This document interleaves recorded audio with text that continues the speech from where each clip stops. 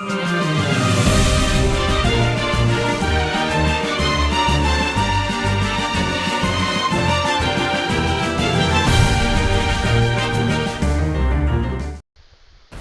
third time's a charm. Third time's a charm. I hope this records. Hello everybody, welcome back to the channel. This is week 5 of our NPCL campaign. I'm sorry folks. This is my third time recording it.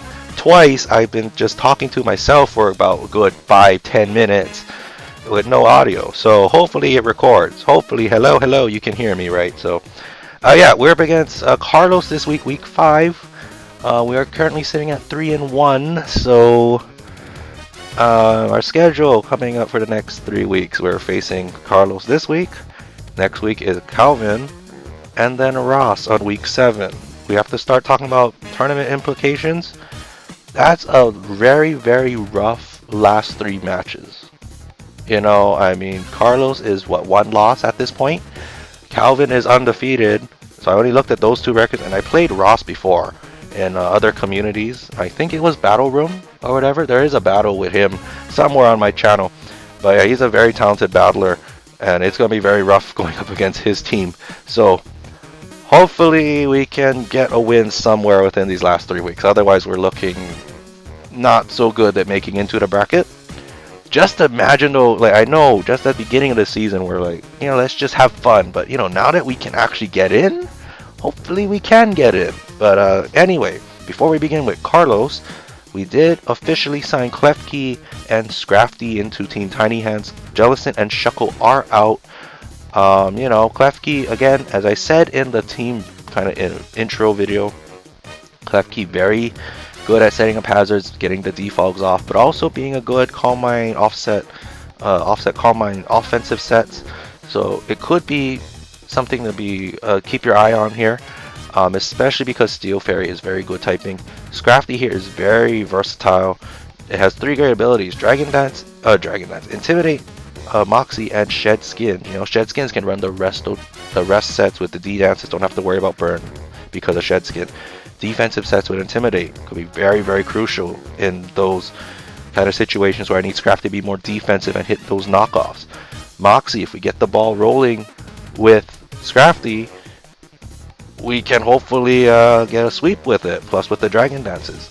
So Scrafty looking very good on the team. We got rid of 2 walls in replace for a disruptor and a very versatile offensive threat. So hopefully little less passive playing can help us these next 3 weeks. And of course we don't want to use all our trades. We're only limited to 4 trades. We have 2 trades left heading into the rest of the season. I don't want to use all the trades just in case we do get into the bracket and we need to make a crucial change. Now let's get into Carlos. Why do I say Carlos is very hard? Because look at his team. Just looking at these 5 mons, Mega Gardevoir, Scizor, Emboar, Iron Hands, and X-Cloud, this makes me want to shit my pants. Scizor, he's been getting Scizor sweeps recently, so he has a lot of momentum on his side, and this is a very hyper offensive team. The rotating 6th member that I can't really predict is Ferroseed, Piloswine, Starmie, Liepard, Decidueye, and Golem Alolan Golem. These 6, if you're not familiar with NU, PU, ZU Pokemon in like those tiers, these are kind of like everything you'll see here, you know. I mean, Iron Bars, Ferroseed, we already know. Eviolite sets up walls, it's a makeshift Ferrothorn. Piloswine is a more defensive Mamoswine because of Eviolite and Thick Fat. And it gets rocks, you know, does everything that Mammal does, just more defensively, you know, so that's not something to sleep on. Although, you know, both are weak to fighting and fire, but, you know, we don't want to take them too lightly. Starmie and Golem Alola and Decidueye hits hard on the special side if you're Starmie, and Golem and Decidueye hit hard physically. You can argue Decidueye hits both special and physical because of Nasty Plot boosting. So those 3 mons, I mean, you know, you get your Rock Setter, you get your very scary Defogger mixed attacker, and Starmie being Spinner plus scary special attacker. So, you know, you don't want to sleep on those mons. Liepard, you can also argue Liepard's very good at the physical game. You know, if it gets going with the Home Claws plus Unburden, like, you are going to be hit very hard with those Night Slashes or whatever maybe. It does hit quite hard. I've done some damage on some friends' teams with a live part. I have experience with a live part. So it's very scary. Prankster, again, Parting Shot, Thunderwave, can run Rough Shot over my team. So live part is also one not to sleep on. But yeah, these 5 though, I know for sure they're coming. He does have a big ground weakness though, so hopefully we can take advantage of that. Embor and Iron Hands. If he does bring Golem, yeah, it's 3 ground weakness, so hopefully we can take advantage of that. But I mean, yeah, it's just gonna take one mistake, and he's gonna win or I'm gonna win. And so the key is to not mess up this. We have to play as perfectly as possible. There's actually 0 room for error in this matchup. Yeah, so let's get to our team. This is what we're bringing against Carlos here. So Cinderace, back with the Cinderace in case he gets Stealth Rocks and whatnot up, and we can court change. If we can take advantage of those turns and force him to defog, force him to spin with the Scizor or the Starmie or Decidueye, you know, he has to clear his hazards. If we can force him to do that, those will be little crucial moments in the matchup where we can get proper positioning and get our hits in. So hopefully we can pull those type of things off. But of course we have to bring it just because hazards is looking very possible here. Choice Scarf Meowscarada is back. We're not using the T-Spikes, we're using the Play Rough. This is specifically designed to take on the Liepard if Liepard does come. Because, you know, Prankster, Dark typing blocks Prankster. So, and they normally run sashes anyway, so this allows us to just click Play Rough, click Knock Off, click whatever we want to just get some damage on the Liepard. This is going to shut down Liepard very, very hard. So that's why I'm running Play Rough instead. Also because we can hit Embor if Embor decides to come in for neutral damage. Klefki making a debut. Toxic Thunder Wave, Reflect and Dazzling Gleam. Dual status looks very great against Carlos. If we can slow down the Gardevoir, Scizor, Embor, Exploud if it's running Scarf and Starmie. You can argue the Decidueye as well. With the Thunder Waves, those will be huge. If we can get the Toxics off, that's even better. Just because Toxic, any type of residual damage will look really good against my opponent. Especially if we're constantly trying to look for heavy shots on each other's team. So hopefully we can disrupt with Toxic and Thunder Wave Reflect, just because I think a lot of physical hits are coming, especially because of Embor, Iron Hands, and Scizor, and the possibility of Golem and Decidueye there. I think he has more physical attackers than special, so I think that's going for Reflect is a better option. And Dazzling Gleam just so we can counter Liepard as well. Celesteela, we're running a full sanding strategy with Celesteela. We're running Autotomize, no item, Acrobatics, Earthquake, Flamethrower.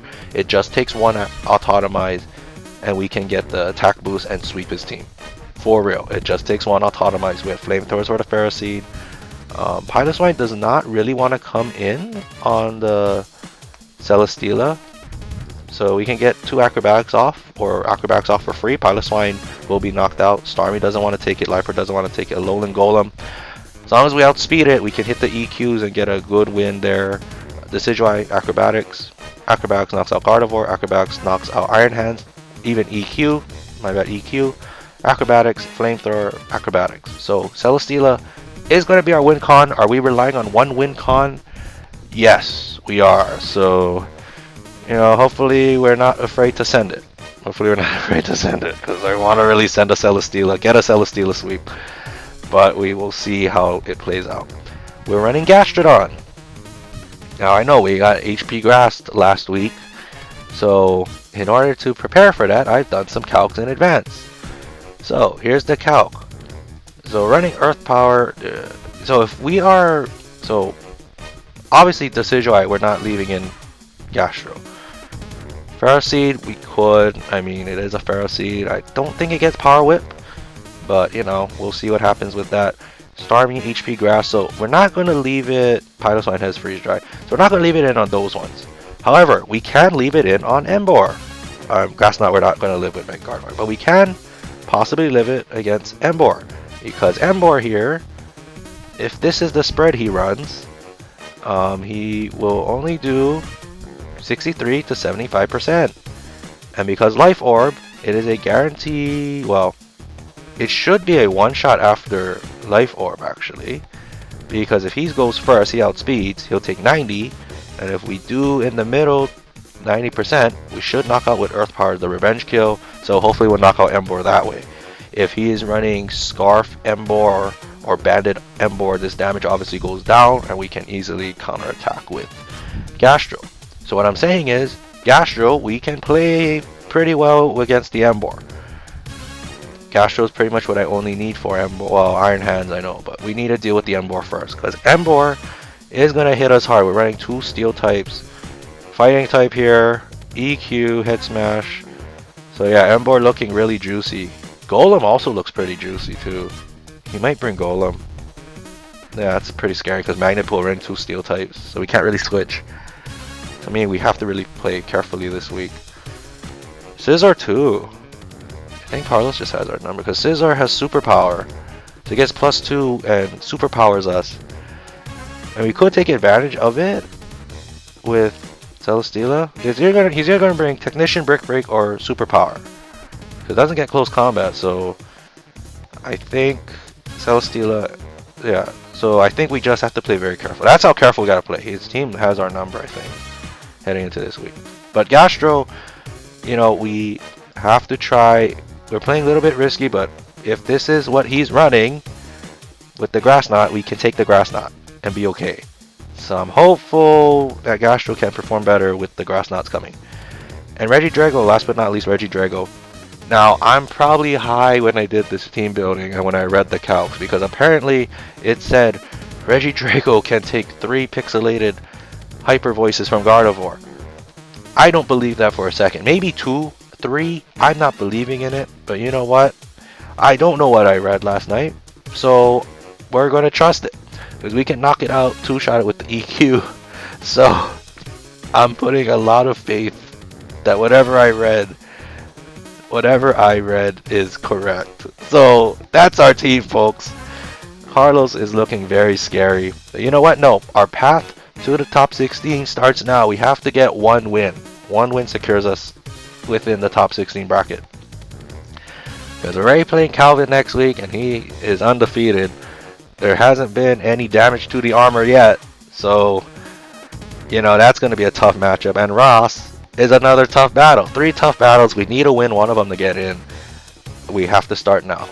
So yeah, wish us luck this week, and I'll see you on the battle. Until then, bye bye.